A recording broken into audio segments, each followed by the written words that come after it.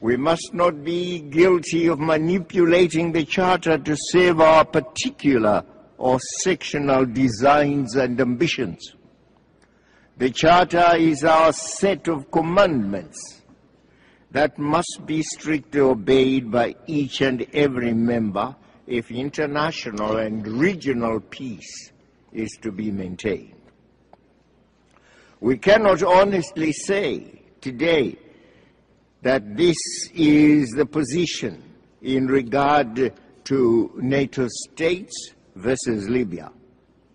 Whatever political disturbances might have first occurred in Benghazi, the process of mediation and peaceful negotiations was never given full play. It was deliberately and blatantly excluded from shedding positive influence over the developments. There was quick resort to invoking Chapter 7 of the Charter with gross deliberate misinterpretation of the scope of the mandate originally given NATO to oversee and protect civilians. Mr. President, bilateral hatreds and quarrels or ulterior motives must not be allowed to creep into considerations of matters pertaining to threats to international peace and security, or even to the principle of the responsibility to protect. We are yet to be convinced that the involvement of the mighty powers in Libya's affairs has not hindered the advent of the process of peace, democracy and prosperity in that sister African country. Our African Union would never have presumed to impose a leadership on the fraternal people of Libya, as NATO countries have illegally sought to do, and in fact have done. At the very least, the African Union would have wished to join those principled members of this august body who preferred an immediate ceasefire and peaceful dialogue in Libya. The African Union was and remains fully seized with this crisis and will spare no energies in fully complementing the United Nations so that peace returns to Libya and its tormented people. We wish that process Godspeed. Mr. President, the newly minted principle of the responsibility to protect should not be twisted to provide cover for its premeditated abuse in violating the sacred international principle of the Charter, which is the principle of non-interference in the domestic affairs of states, because to do so amounts to an act of aggression and causes destabilization of sovereign state. Moreover, to selectively and arbitrarily apply that principle merely serves to undermine the general acceptability of it.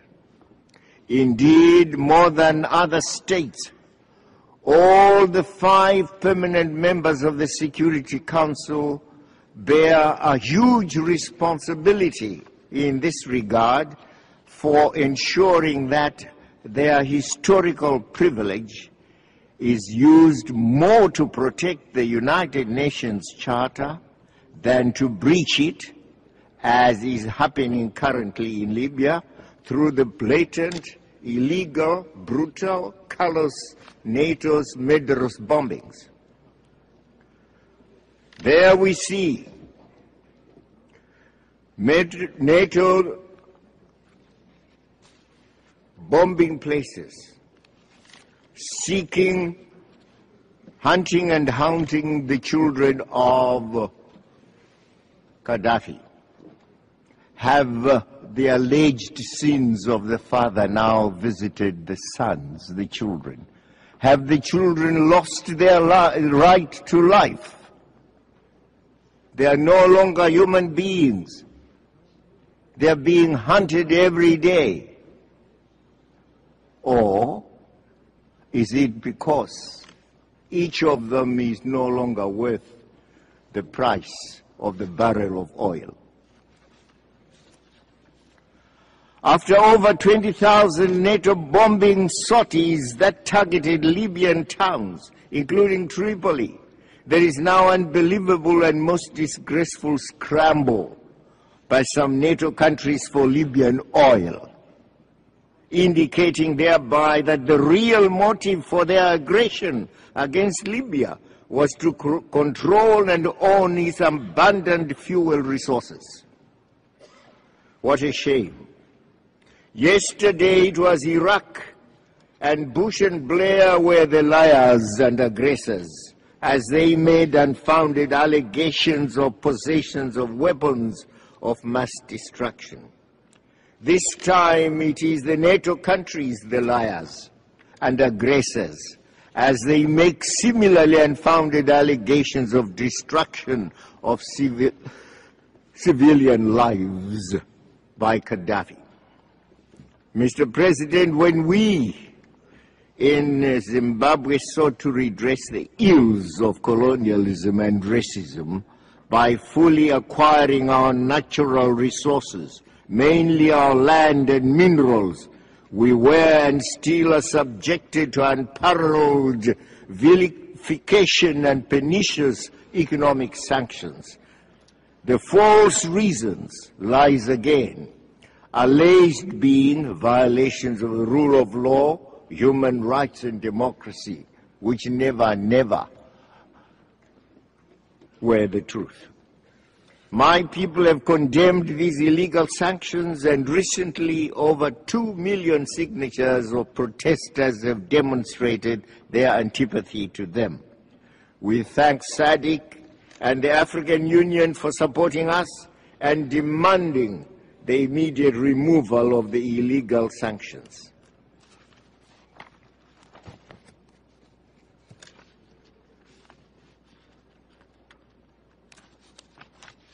Mr. President, we in Africa are also duly concerned about the activities of the International Criminal Court, which seems to exist only for alleged offenders of the developing world, the majority of them Africans. The leaders of the powerful Western states guilty of international crime like Bush and Blair are routinely given the blind eye. Such selective justice has eroded the credibility of the ICC on the African continent. Mr. President, my country continues to work with others for a revitalized General Assembly. However, our ambitions extend to the need to reform the Security Council as well. Africa's call for at least 2 permanent seats for its members on the Security Council has been constant for decades. Africa cannot remain as the only region without permanent membership of the Security Council. Mr. President, the current global economic crisis and its attendant financial crisis compounds the plight of us, the most vulnerable, that is the developing countries. The present international economic and financial architecture has to be reformed and made to respond timelessly to the real needs of all our peoples. The situation challenges the ability of our developing world to achieve the Millennium Development Goals. Mr. President, as we celebrate the 10th anniversary of the Durban Declaration and Plan of Action against racism, xenophobia, and other related social ills, let us all recommit ourselves to fight and defeat these evils. Mr. President, my country fully supports the right of the gallant people of Palestine to statehood and membership of the United Organization. The United Nations must become credible by welcoming into its bosom all those whose right to attain sovereign independence and freedom from occupation and colonialism is legitimate. Let us all accept Palestine as a legitimate state and a member of this body. Similarly, the tormented people of the Sahrawi Arab Democratic Republic must not be forgotten. We call for immediate progress in the engagements for a solution to their long-running saga.